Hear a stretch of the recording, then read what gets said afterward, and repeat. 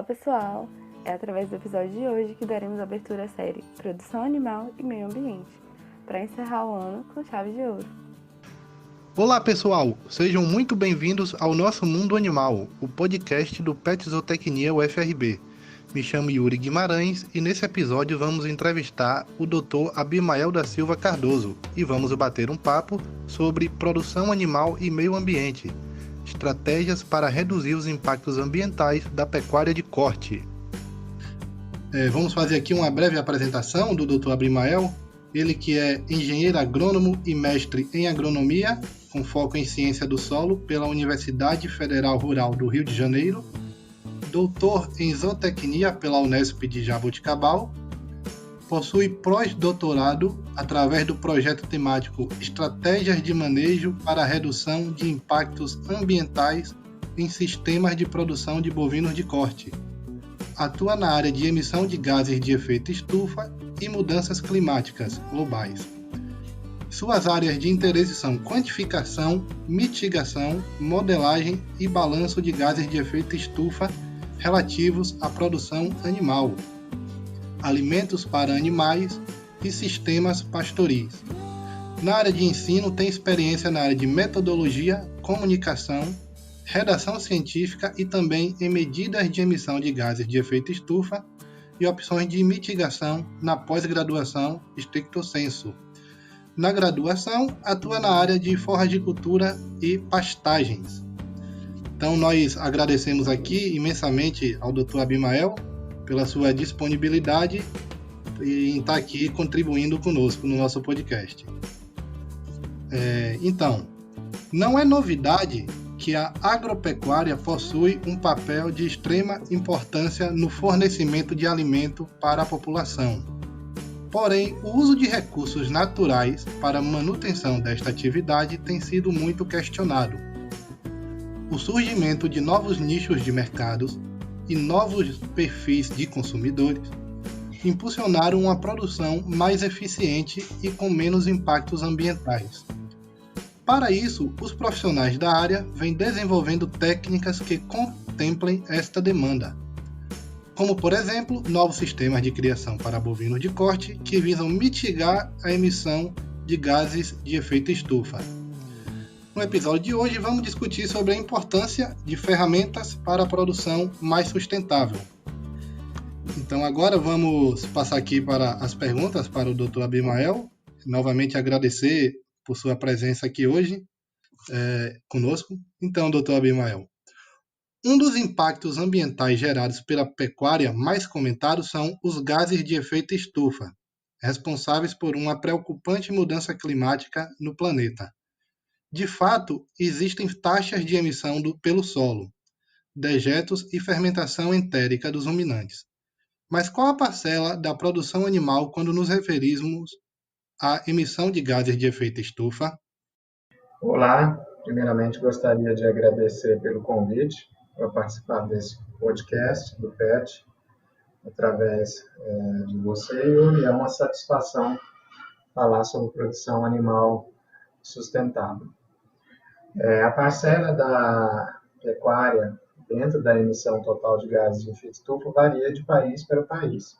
Como o Brasil tem uma pecuária muito desenvolvida e importante do ponto de vista econômico, aqui no Brasil a pecuária é responsável, no que se refere a emissões entéricas, 17,8% aproximadamente de todas as nossas emissões, de todos os setores, vem só da emissão entérica do metano, quando convertido a CO2 equivalente. Isso é um peso muito significativo quando comparado à maioria dos países. E a gente ainda tem o óxido nitroso, outro potente gás de efeito estufa, que deve representar mais ou menos 4 a 5% do total do Brasil. Mas as atividades pecuárias e agrícolas respondem por aproximadamente 1/3 do total que é emitido pelo Brasil. Certo, então, está aí. Outra pergunta que nós temos aqui por se tratar de uma preocupação global, existem acordos para controlar a emissão de gases por país, como a Constituição Nacionalmente Determinada, que tem a sigla NDC, que prevê a redução de 37% das emissões de gases de efeito estufa até 2025 no Brasil. Como ferramenta, temos o Plano ABC, que é a Agricultura de Baixo Carbono, do Ministério da Agricultura, o MAPA, que tem a finalidade de organizar e planejar ações para atender a esse compromisso. Temos então, doutor, um desafio longe de ser alcançado? O Brasil foi um dos países que mais participaram do desenvolvimento do Acordo de Paris, que aconteceu no ano de 2015, quando surgiu essas contribuições nacionalmente determinadas. E antes o Brasil também tinha sido um dos líderes na reunião entre as partes em 2009 em Copenhague. E nós assumimos como estratégia para reduzir as nossas emissões a adoção de sistemas integrados de produção agropecuária, como a integração lavoura, pecuária e floresta. O maior uso de leguminosas, para dessa forma se utilizar menos ou estabilizar o uso de fertilizante nitrogenado, assim como também o máximo de uso de energias renováveis em detrimento do uso do petróleo. E face ao sucesso da nossa agropecuária, o Brasil teria muita facilidade em atingir as suas metas de cortar de 30% a 37%, se ele cessasse o desmatamento e adotasse massivamente a integração lavoura-pecuária, especialmente a integração lavoura-pecuária-floresta. Bom, então tá aí, né, um pouco da nossa realidade.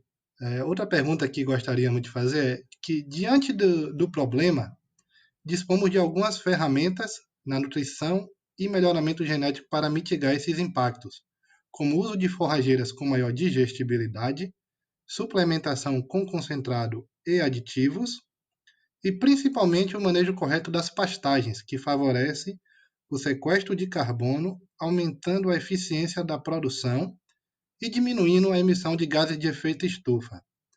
Então, a nossa dúvida é exatamente essa: como demonstrar ao produtor a importância dessas práticas? A gente precisa mostrar ao produtor que quando ele melhora o manejo das pastagens, no sentido de ter uma melhor digestibilidade, uma melhor composição química, isso significa colher no momento correto, ele também vai ter um melhor desempenho e, consequentemente, vai ganhar mais dinheiro. Existe uma coincidência entre aquelas práticas que levam à redução dos impactos ambientais com aquelas que também levam a pessoa a obter um maior lucro. A diversificação das fontes de renda em uma propriedade, né, principalmente as médias e grandes, quando se usa sistemas integrados de produção, reduz a possibilidade da pessoa a variação sazonal de preços, por exemplo. Um ano ela pode ganhar muito dinheiro na parte que ela está se dedicando à agricultura e outro ano a parte que está se dedicando à pecuária. E quando uma pessoa também adota sistemas de manejo que melhora a quantidade de carbono no solo, ou seja, a quantidade de matéria orgânica, isso significa, a médio e longo prazo, manter a produtividade tanto de uma pastagem como de uma cultura agrícola, já que a matéria orgânica tem papel fundamental na fertilidade do solo e na retenção de água, entre outros aspectos. Então, nós temos que associar atividades de extensão que mostrem também que preservar pode dar lucro, aumentar a renda. Nossa, então aí muito bacana, né? Então, além de aumentar a produtividade, o produtor ainda consegue preservar muito contribuir muito com o meio ambiente. Exatamente. Sobre o melhoramento genético, ainda é uma realidade muito distante para o rebanho brasileiro. Então, assim, o nosso efetivo é muito distante daquilo que a gente já consegue, do nosso potencial. E essas diferenças acontecem também se tratando entre produção familiar e do agronegócio? Na verdade, o melhoramento genético, entre todas as alternativas que nós podemos adotar para aumentar a produtividade, no sentido de que você vai ter que utilizar menos áreas ou menos animais para obter a mesma produção, eu acredito que seja mais fácil. Primeiro, a Embrapa é uma grande produtora de cultivares de pânicos e cultivares de braquiária. Esses cultivares, eles são distribuídos de forma acessível para todos, a nível nacional. A estrutura de distribuição dos cultivares que melhoram a produção forrageira no Brasil, ela é muito boa. E a gente tem um lançamento frequente de cultivares, principalmente de braquiárias e de pânicos. No que se refere ao melhoramento do rebanho bovino, nas últimas décadas a gente melhorou bastante a condição do nosso Nelore. É mais fácil para um produtor adotar uma genética superior do que ele resolver os problemas da alimentação e do manejo da pastagem, que exigem atividades de decisão praticamente diárias. Nós temos genética disponível tanto do ponto de vista de forragem quanto do ponto de vista animal. Outro problema que já foi até relatado aqui é sobre o desmatamento, né? Para desvincular a pecuária do desmatamento, é preciso substituir práticas nocivas, mesmo que culturais, como a queima das pastagens para a renovação do solo, por práticas de conservação, otimizando o uso da área existente para descartar a necessidade de ampliar a área de produção. Para isso, temos os sistemas integrados. Por que ele ainda não caiu no gosto do produtor? Ou se caiu porque ele ainda não tem uma dimensão assim tão grande? Na verdade, no ano passado saiu um relatório da adoção da integração lavoura-pecuária, da integração lavoura-pecuária e floresta no Brasil, e a gente já tinha atingido em 2017 as metas para o ano de 2020. A gente pode considerar essa atividade como um caso de sucesso no Brasil. O que acontece é que há determinadas regiões que ela é mais adotada e outras ela é menos adotada. Isso se deve a questões culturais. Por exemplo, se você tem uma família cuja tradição se dedica só à cria de bovinos de corte, ele não tem os equipamentos e também não tem o costume de praticar a agricultura e vice-versa. Mas naquelas regiões onde os produtores rurais originam de famílias que tinham o hábito de praticar tanto a agricultura como a pecuária, tem sido um sucesso a adoção da integração lavoura-pecuária. E também é mais fácil a sua adoção em regiões onde tem maquinários disponíveis para que as pessoas possam alugar áreas de pastagem degradada e fazer a sua recuperação ou até mesmo a sua renovação utilizando a integração lavoura-pecuária. E falta conhecimento. Então, quanto mais se difunde o conhecimento sobre os benefícios desse sistema, mais as pessoas adotam esses sistemas. A outra questão é com as exigências externas. Então, as exigências externas com a produção e meio ambiente têm sido cada vez mais severas, principalmente quando se trata da Europa. Quais os próximos passos para assumirmos de vez uma produção mais consciente? Do ponto de vista econômico, há uma competição entre os países para que se tenha acesso aos mercados. E esses países podem utilizar barreiras, né, não alfandegárias, como é o caso de você colocar empecilhos relacionados a metas de preservação ambiental. E é isso que a Europa tem feito quando vê o Brasil como uma grande ameaça na exportação de alimentos para diversos países do mundo. O Brasil tem que se preocupar um pouco mais com a sua reputação e melhorar a qualidade das suas relações exteriores. Os nossos diplomatas e até mesmo os nossos empresários têm que se preocupar em defender e divulgar melhor como que é a produção agropecuária aqui, como que se faz as coisas, tudo aquilo que nós temos de bom. Precisa de uma atividade massiva, vamos dizer assim, de informação e até mesmo de marketing nos diversos locais do mundo, para que se possa não ter uma imagem melhor ou não prejudicar a imagem dos nossos produtos. Então, pois bem, contudo, a prática a favor do meio ambiente, né, nos fornece uma oportunidade de negócio por abraçar uma produção mais sustentável, gerando produtos de valor no mercado, como as carnes certificadas com selo de carbono neutro e carne baixo carbono. Então, pessoal, esse foi mais um podcast do Pet Zootecnia, Nosso Mundo Animal.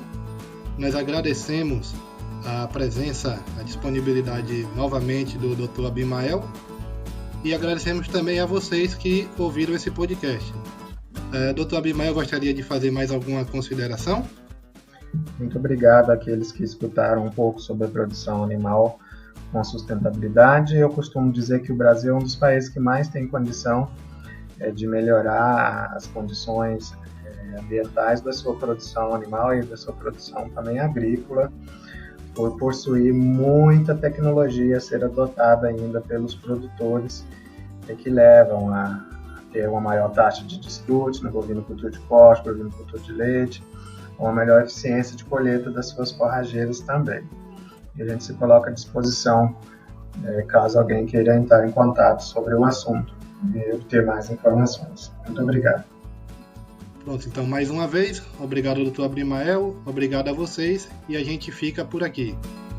Tchau, obrigado!